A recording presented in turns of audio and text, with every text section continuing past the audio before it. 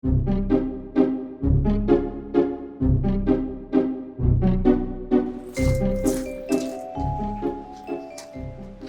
എല്ലാവരും കാത്തിരുന്ന യുവത്വത്തിന്റെ രോമാഞ്ചം, അഴകിന്റെ അറബിക്കടൽ എന്നൊക്കെ പറയും പോലെ സൗന്ദര്യ കൂത, തൂമ, കുസുമം തൊട്ടതെല്ലാം പൊന്നാക്കിയ നടി കുമാരി മദനാംഗി. സീരിയലിന്റെ മുത്ത്, സിനിമയുടെ മാണിക്യം. കുടുംബങ്ങൾ രാത്രി കുളിരായ സീരിയൽ കുസുമം കണ്ടു കഴിഞ്ഞ് രാത്രി 9:30 മഴവിൽ മനോരമയിൽ ശുഭരാത്രി എന്ന സീരിയലിന് ശേഷം നമ്മളെ ഏവരെയും ഞെട്ടിക്കുന്ന, നമ്മളെ ഉറക്കം കളഞ്ഞ് ഞെട്ടിച്ചുകൊണ്ടുള്ള മദനാംഗിയുടെ പരസ്യ പ്രക്ഷോഭണം. ഇതെല്ലാം കണ്ടു കഴിഞ്ഞാൽ പിറ്റേന്ന് സുപ്രഭാതത്തിൽ വന്ന് നമ്മളെല്ലാവരെയും അന്നത്തെ ദിവസം നശിപ്പിക്കുന്ന ആ മുത്തിനെ ഞാൻ വിളിക്കട്ടെ, അതോ നിങ്ങൾക്ക് വേണ്ടി ആ മാണിക്യത്തെയോ? എന്ത് തന്നെ ആയാലും നിങ്ങൾ ക്ഷമിക്കുമല്ലോ.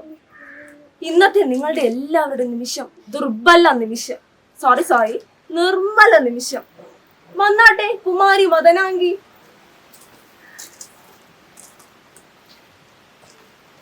ഹായ് മാഡം, നിങ്ങളുടെ എല്ലാവരുടെയും പ്രിയ നടി കുമാരി മദനാംഗി എത്തിക്കഴിഞ്ഞു.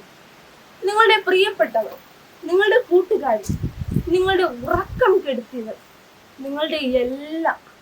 മഞ്ഞ ചേച്ചി, നിങ്ങൾ എന്റെ ആരാധനയാണ്. ഞാൻ നിങ്ങളെ എല്ലാ പടവും കാണുമെന്ന് വിചാരിക്കാം. പക്ഷെ എന്ത് ചെയ്യാം, ടൈം തീരെ ഇല്ല.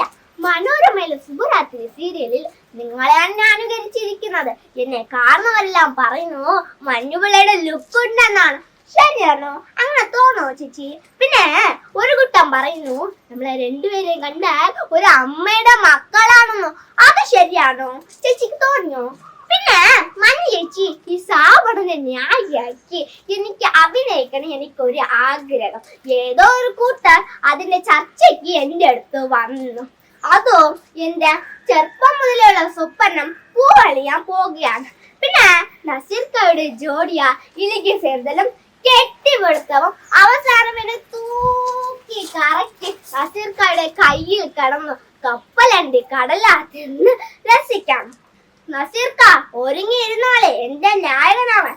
നസീർക്ക ഒരുങ്ങിയിരുന്നോളെ എന്റെ നായകനാവൻ.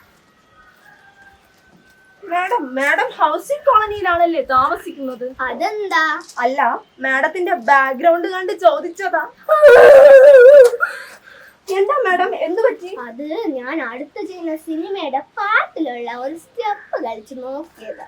ഇങ്ങനെയാണോ സ്റ്റെപ്പ്? ക്യാമറയുടെ മുൻപിൽ വരുമ്പോൾ ഡയറക്ടറിനെ കണ്ടാൽ അന്നിക്കും, സ്ക്രീനിൽ വരുമ്പോൾ ജനം കുന്നം വിളിഞ്ഞതുപോലെ ആവും. ഓഹോ, വന്നാലും മാഡം, വന്ന് ആസനസ്ഥ ആയാലും നിങ്ങൾ പറയുന്ന ആളല്ല ഞാൻ. എന്ത് എന്ത് ആസനം കാണിക്കുന്ന ആളല്ല ഞാൻ. ഡയറക്ടറുടെ ഇഷ്ടത്തിലനുസരിക്കും. നിങ്ങൾ പറഞ്ഞതുപോലെ അഭിനയിച്ചിട്ടുമില്ല, അഭിനയിക്കാനുമില്ല. അയ്യോ, ഇതെന്തറിഞ്ഞിട്ടാ? അറിയാവുന്നില്ല. പൊതുവേ സിനിമാ നടിയാവുമ്പോൾ നിങ്ങൾക്കൊക്കെ എന്നും പറയാം, തോന്നിയതാ ചെയ്യാം.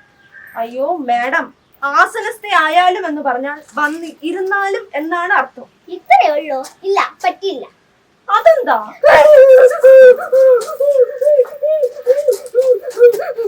Okay I am ready. വന്നിരിക്കാം.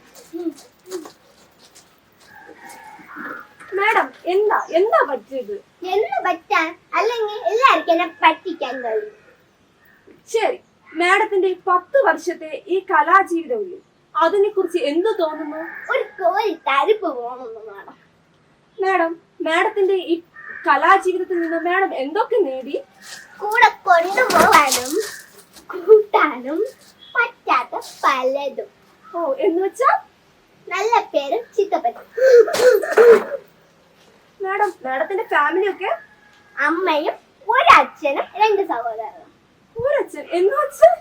എല്ലാ സീരിയലിലും എനിക്ക് 2-3 അച്ഛന്മാരുണ്ട്. ഓ, അങ്ങനെ. മാഡം അഭിനയിച്ച ജെട്ടിയുടെ പരസ്യം കണ്ട് ഞാൻ ഞെട്ടി. അത് നിങ്ങൾക്കല്ല, അത് യുവാക്കൾക്ക് രോമാഞ്ചനം ഉണ്ടാക്കാം. ഓഹോ, അപ്പൊ നിങ്ങളുടെ ചെരുപ്പിന്റെ പരസ്യത്തിൽ നടാ സൂപ്പർ. അത് ഫ്രിക്കന്മാരുടെ കോരി ധരിപ്പിക്കാൻ. അപ്പോ വെള്ളത്തിന്റെ പരസ്യമോ? അത് കുടുംബിനികളെ കോരി ധരിപ്പിക്കാൻ. അങ്ങനെയാണെങ്കിൽ പിന്നെ എന്തിനാ വയസ്സന്മാരെ മാത്രം ഒഴിവാക്കിയത്? അങ്ങനെ പോലെ കോരി ധരിപ്പന്ന അപ്പൊ താങ്ങിയല്ല. മാഡം, എന്തൊക്കെയാണ് പുതിയ പ്രോജക്ട്സ്? സൂപ്പർ സ്റ്റാറുകളോട് ഓരോരോ പടങ്ങൾ, ഫ്രീക്കന്മാരോട് 2-3 പടങ്ങൾ, ഓൾഡ് ജനറേഷനും ന്യൂ ജനറേഷനും രോമാഞ്ചനം ഉണ്ടാക്കാം. അപ്പൊ ലൊക്കേഷനിലും ഇതാണ് പരിപാടി അല്ലേ? ഇപ്പൊ രോമാഞ്ചം വന്നോ മാഡം? ഒരു ചിരി, ഇരുചിരി, പൊട്ടിച്ചിരി, ഞെട്ടിച്ചിരി, കട്ടിച്ചിരി, ബമ്പർ ചിരി. ചിരി ആ ചിരി ഈ ചിരി ഊ ചിരി ഏ ചിരി. ഓ.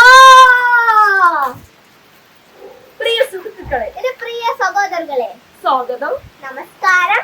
സ്വാഗതം, നമസ്കാരം. നന്ദി, ബൈ ബൈ. നന്ദി. ചിരിച്ചില്ലേ? ചിരിക്കണ്ട.